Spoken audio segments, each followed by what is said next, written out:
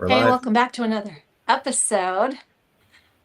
We are doing episode 15 today, and What on Earth is Happening, the podcast that was originally created by Mark Passio. And this is all about natural law and also how the dark occult, the dark hidden agenda has basically hijacked natural law and simple concepts that used to be native to us. And now they're being used against us. So the, Mark Passio's done an amazing job educating and putting forth a body of knowledge that we can avail ourselves of. And I'm excited to be able to understand it more. This is my second time through, and I'm doing this with my son so that we can discuss the concepts and we can process them and digest them and then apply. So that's the big takeaway, and that's what we're doing together on this journey. And two things I want to say.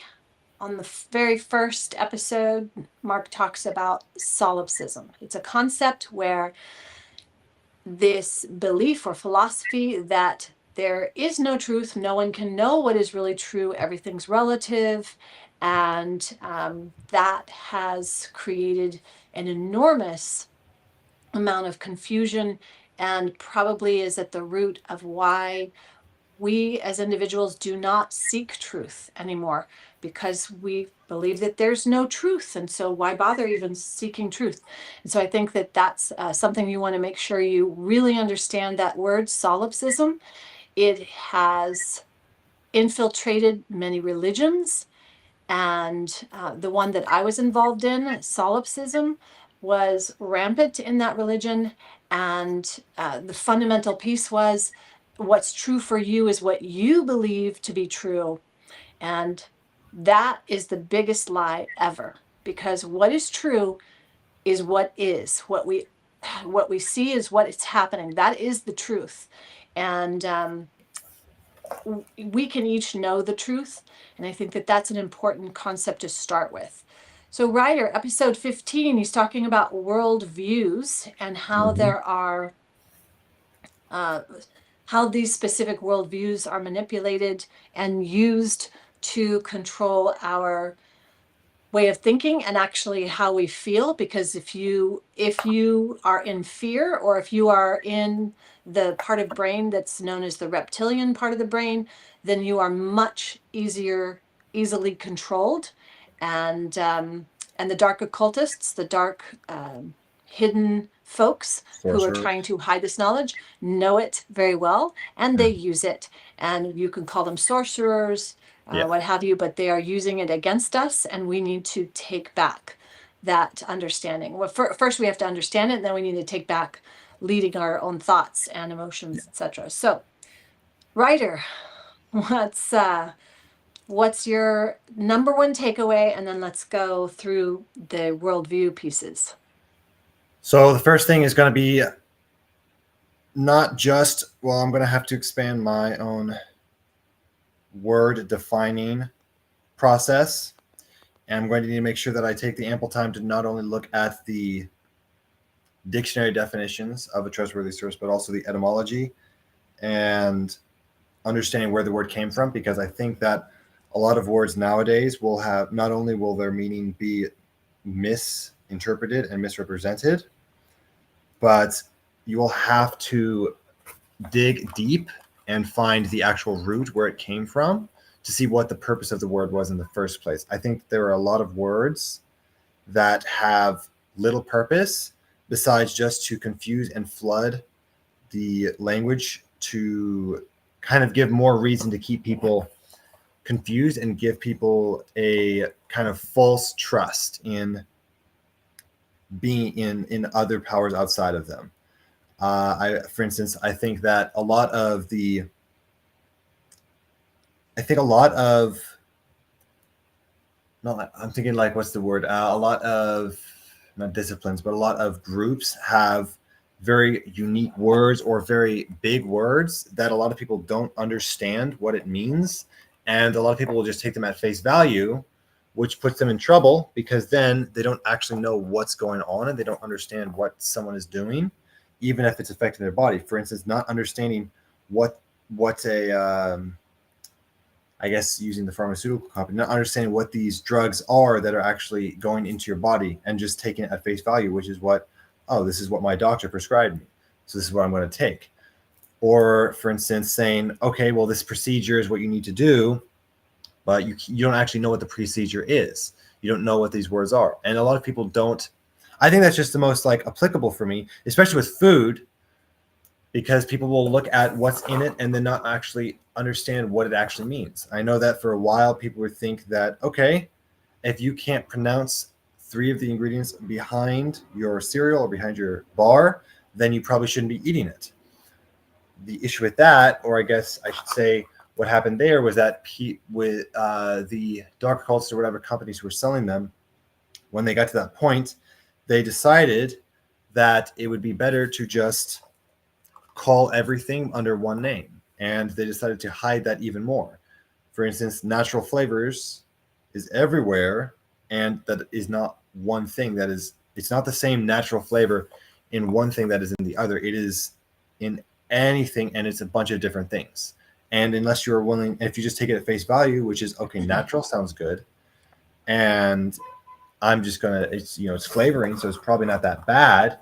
Then it's not a big deal. I can eat this, even though in reality it could be any number of things, because natural flavors, that it could be anything. There's no set term that companies have to abide by that are saying, you know, okay, this is natural flavor, this is this and this, it's these chemicals, these things, and people will just see it and think, okay, that's okay, I'm just going to take it anyway because it's natural and it's a flavor and it's in everything, so it's probably safe. But in reality, you have to look at that and be like, wait a minute, it's in everything, even though it shouldn't be. Like, why would it be in soup, and why would it be in lemonade? Like, what's the natural flavor? Is it the exact same thing?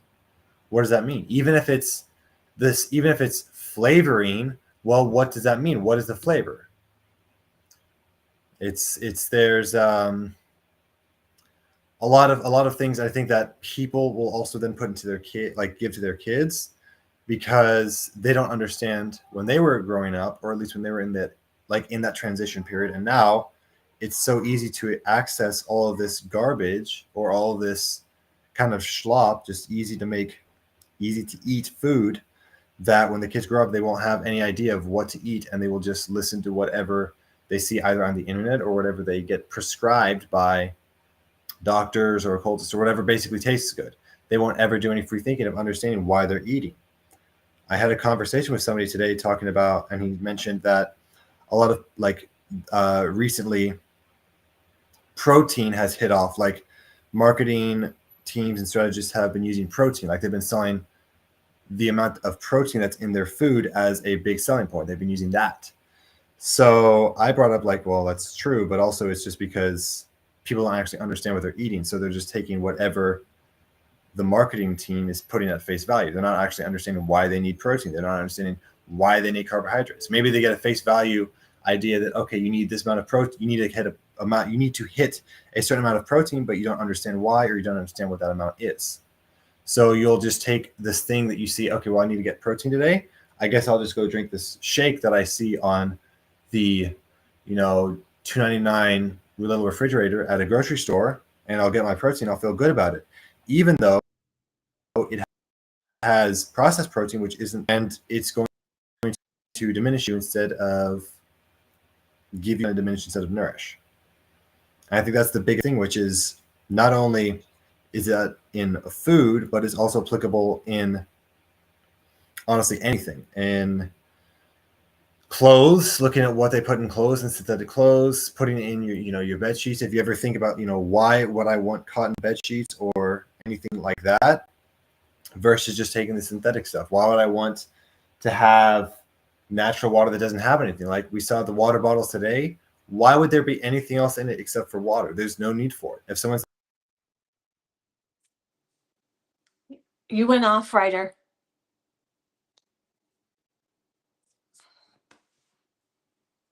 So I think we're still on air. Ryder, if you can hear me, you're off.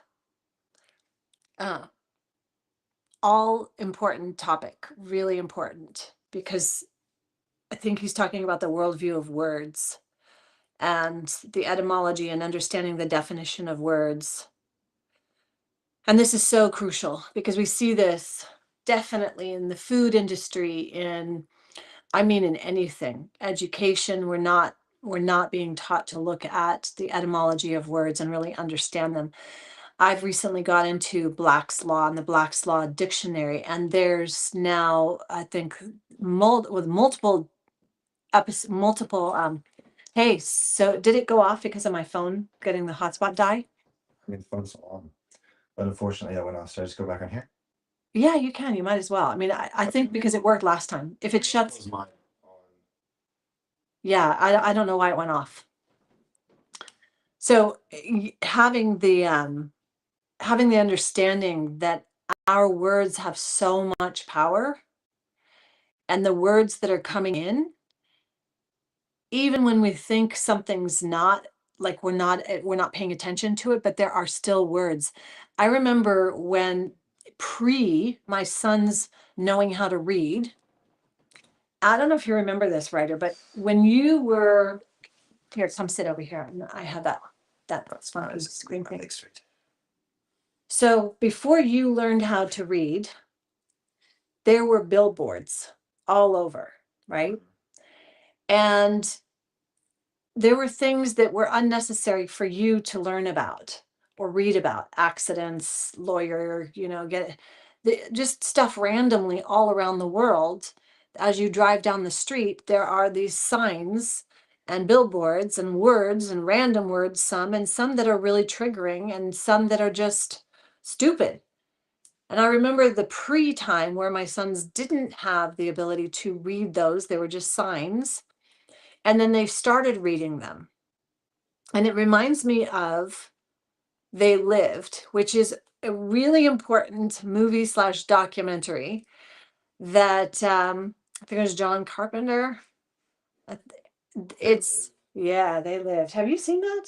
No, I've watched the scenes on it. I had Dax watch it with me. It was really good. No, I just watched. There's a channel that does a lot of like behind the scenes stuff. So it talks a lot about how it's billboards that say obey and consume and all of this. And that's really what we're seeing, is all of these bombardments of words: buy, consume, immorality, things like that.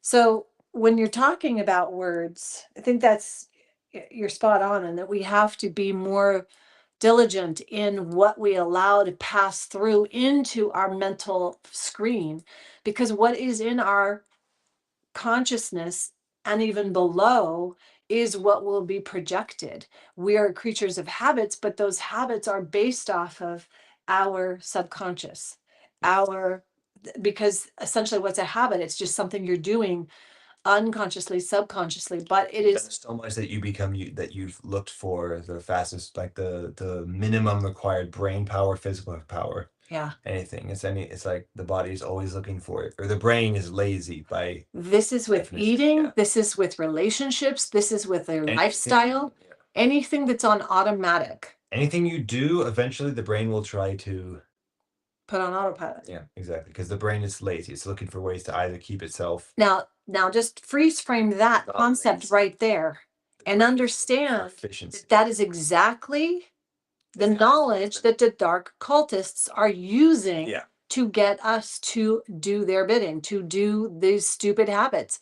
Scrolling on stupid, what a waste of time. If you think about it, you have 1,440 minutes a day, you have 160. It's like you have so much time, and what are you spending it on?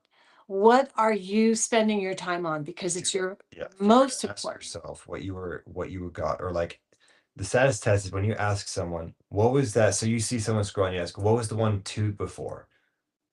They have no idea. No idea. It's stupid. But here's the thing. It goes into your subconscious. So it's going somewhere, and it will be there forever. And this is, I think, one of the reasons we see now this epidemic of dementia and depression and anxiety and all of this, because there's just so much.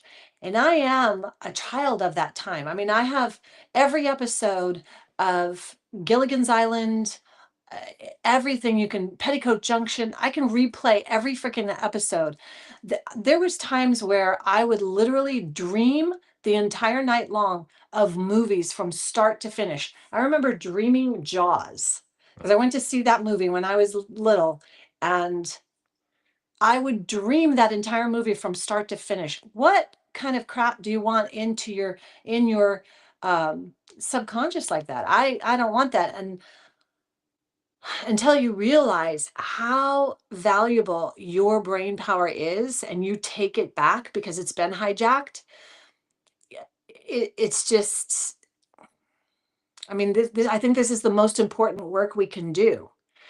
And the work that I do as, I mean, I almost feel like it's a bit superficial. I've been doing it for 30 years as a coach and a counselor, therapist, and doing that. But that really was superficial because I wasn't giving the foundation of the first and foremost piece is you have to understand this concept, and that is how your brain works, how your mind actually works. Because until you understand how your mind works and how your worldview has been skewed and manipulated through certain patterns, words being one of the number one, that absolute biggest, it will be very difficult to address. You won't be addressing it root cause, you'll be addressing all the symptoms of why you have extra weight, right? Most people who carry around extra weight have it because of some programming of early childhood, something about not being good enough, not need to eat this, some weird something that's stuck and it's replaying over and over and over again. Unless, not unless, I mean, there's something along those lines, unless, I will say this, unless there is some physiological piece. But remember, the body is just a manifestation of the mind and the thoughts. So we have to look deeper. And since I've been doing this work, I'm researching deeper. I'm doing the work around everything I can find and dig up on Bruce Lipton, on Greg Braden, and I'm sharing it with every client that's willing to read and do the work. I finally have clients who will embrace and look at these works. Like Mike Singer has an amazing, the surrender experiment. That's a little off course because it's more, bringing it up. But David Hawkins on bringing it up, letting it go, not because you're pushing it away or ignoring it, but because you're totally bringing it up so that you can process it fully and then you can let it go. And instead of it being an output on your world mindlessly, you've processed it. And as a result of processing it, you can either eliminate what's not workable, and then you can refine who you are and how you want to create your life from the thoughts you're thinking, from the actions you're taking, that kind of thing. And it's a day-to-day, moment-to-moment practice, which is what I say with anything, right? It's a practice. So how many what's the next worldview that he went through on this episode? Started with occultism, or just the definition of occult, and then he went to anarchy. Because he was talking. He was talking about he had a group of people write down what their definition of, or what they thought of when he asked for the word, and he went to anarchy, which is where there are no rules, no leadership, and that in turn creates chaos. Now, anarchy does not mean chaos. Right. Anarchy means that a place without rules. Now, if the people who were in this world were not chaotic or did not have chaotic intentions, there would be no chaos. But when people say anarchy, they don't just think of no rules. They think of no leadership, no rules. Well, this is where it's been inverted, right? So we look at this, and it reminds me of the quote from the CIA director that when America believes exactly the opposite of what is actually true, they will know that they've done their job. And then you can just go and look at The Simpsons. Simpsons has been, how long has that show been going on? Matt Groening was and probably is a CIA agent, has been since the beginning. Same with the X-Files. Same with Chris was a CIA agent. I mean, all of these shows, they're telling you predictive programming. All the words, every single word that's said is just going into programming across the world. How can we not see this? How are we missing that it's like in every single home and now it's in every single hand, including infants who don't even have language yet. It's being bombarded on them. How are we not seeing this, folks? We have to wake up to this situation because it starts with us and we're the ones that have to turn off the frickin' boob tube. I remember my mother somebody took a hammer to the TV and the TV was bye-bye when I was a kid. And I think that was the best thing that could have ever happened. And we didn't get another one until my dad insisted for $6 million man. But I was 12 by the time we got that TV. And it made a huge difference not having that in my earlier childhood. And then by the time I was 12, right, it was like I was in front of the TV screen, Gilligan's Island. And then that's then the trajectory of my life. Gross, gross. Yeah. Yeah, we have to wake up to this and realize how much power we have. And we don't realize it because we're sucked into this worldview of word mind control. And it's all through these boxes, it's all through these devices. And why we're sitting here having this discussion is because the words are controlled and going out 24/7 to create and manipulate. And so if we can put out something that says, wait a minute, maybe you need to think about something differently and start recognizing for yourself that not everything that you see on a screen is true. Maybe you could even stop there and then just unplug for a little bit and then go find out and maybe connect and plug back into your own heart, your own mind, your own body, and master your own thoughts, right? This is the kind of, I think this is what is so important about these episodes. So worldview, he went into anarchy, he went into explaining how people have misunderstandings, and those misunderstandings lead I wouldn't to say confusion. misunderstanding because it's not misunderstanding. It's been Just fed total something. alt. Yeah. Well, so obfuscated.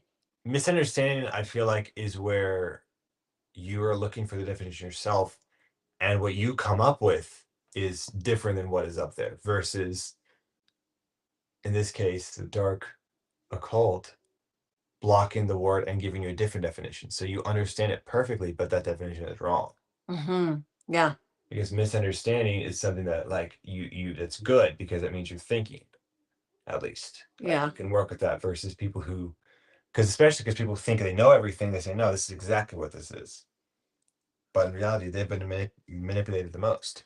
Yes, exactly. And I know the pieces around obfuscation, which is obfuscation. So basically masking, hiding something, putting something.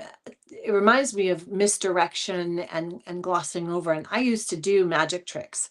So I know that whole piece of misdirection and why you do it. And it's amazing how people don't see what's right in front of them. And as a magician, you have to shift your understanding because you're literally doing things right out in front of everybody, but you're misdirecting them so they don't even recognize what's going on. And that's what's so interesting is there's things going on around us 360 degrees 24/7, and 90% of it we don't recognize. We don't even understand what's going on, but it is influencing us. And it's not out of sight, out of mind. It's not that it's not impacting us. It absolutely is. And one of the telltale signs that I have used for myself is that if it's starting to get complicated, then I know that there's probably a lie somewhere. And I am one Misunderstood. or misunderstood, which is complicated because Yeah. I go into a frenzy when I start getting complication because I need things simple. My mind really needs it simple because I tend to complicate. And when I start getting frenetic, I know my mind is trying to sort something out because it's overcomplicated it. I've overcome complicated it somehow. And so I think that that's the tool that I use if I can't just completely be calm and observe what is and see the truth and what is real in front of me and be able to name it, to look at it, then I'm going to look deeper and be okay to say, whoa, I was totally wrong. I was totally wrong. I did not understand that. And as embarrassing it is when you mess up and you're wrong, sometimes you need to say that. Yeah. Mm-hmm. What else? Those are the takeaways from me. That was it? Mm-hmm. There's a lot of this episode, the first half was a lot of the guests and whatnot, and then the second half is very easy to digest. Yeah. I think the worldviews are really important to go through. This is another reason I like Dennis, who transcribes, because then you can highlight and you can actually specifically go through and make the list of these are the worldviews and where and how are they showing up in my day-to-day life, in the life of my children, in the life of my work, and how it's impacting us on a day-to-day basis. And that way you can start to just unravel and unpeel some of these layers of control that get on us. So we're going to do next week, we'll do 16. Yeah. And then we're going to do 17. I'm going to do that as a gift to myself. It's amazing the emotions that come up, even just thinking of it. I have so much admiration for Jay Parker now, whom I now know is Neo from the first episode, 15 years ago now, where Jay Parker came on anonymously and really has been a gift to this world of his healing and the tools that he uses. Same with Kathy O'Brien. Her work, her books have been so impactful and powerful for me, myself, for trauma. I mean, I wrote a book called Finding Joy Beyond Trauma and did podcasts over 10 years ago, prior to anything with Passio. I had no idea about Mark Passio, and I was doing Finding Joy Beyond Trauma because I was trying to heal my own trauma of sexual abuse in my childhood. I had no idea the world that is out there of sexual abuse. The abuser in my life made it seem like I was the only one. I was bad. I was dirty. I deserved it. And the religion that perpetuated it was the same thing. And when Neo/Jay Parker brought it up to the front, I was like, oh my God, there it is rampant on this planet. And then the Me Too movement came out. It's like, why is this okay? How is this even okay in this world? And it's that's why I raised you guys where you're aware and like, no, this, like, no, hell no. Don't even just like, it's unacceptable to have sexual abuse and immorality. It's unacceptable. But then there's all other things, you know? Mm-hmm. Yeah. Okay. 28 minutes. Pretty good. Yeah. You have anything else you want to say? I'm good. Really? Yeah. Okay. I learned a lot. I'll learn a lot of words. Yes. See the, yeah. So there is a dictionary from the 1800s that I have a little alert out to see if I can find one. I've been going to Half Price Books and find them. I found older ones from the 1920s, but even the World Book dictionaries, they started changing the words and the definitions of words. And then the whole education system got changed. So that's why I've been looking for an 1800s dictionary so I can really get the etymology. Anything online, Wikipedia, Google dictionary, any of that stuff definitely has been altered. And it's fascinating to see this. I'm really curious when I see things with the Bible, even in the 1800s, there were different things. The wording was different. And when you really look at that, it's the same thing with Black's Law Dictionary. I think past the 6th series, like this 6th printing or 6th edition, there it starts getting really altered. So the more we can go back and get to the original information, or as close to it, I think we're gonna be able to wise up. And I think we need more folks wising up and educating and empowering their own children and their community and themselves over and over, and just rinse and repeat until we potentially climb out of this mess And it is quite a mess. We're in, I mean, think about the season that we're in right now. Talk about the season that's been so indoctrinated, and how, God forbid I say anything bad about Christmas, but what a complete manipulated mind control thing that it is, right? It's totally obfuscated as far as what the truth is or what reality of that is. And it's no offense to people who believe a certain religion, whatever. I love you dearly, but you don't need to be labeled a certain religion in order to be a good moral person who does right and holds up truth and right. Yeah. Okay. Yeah. Rant over. See you later. Have a great week.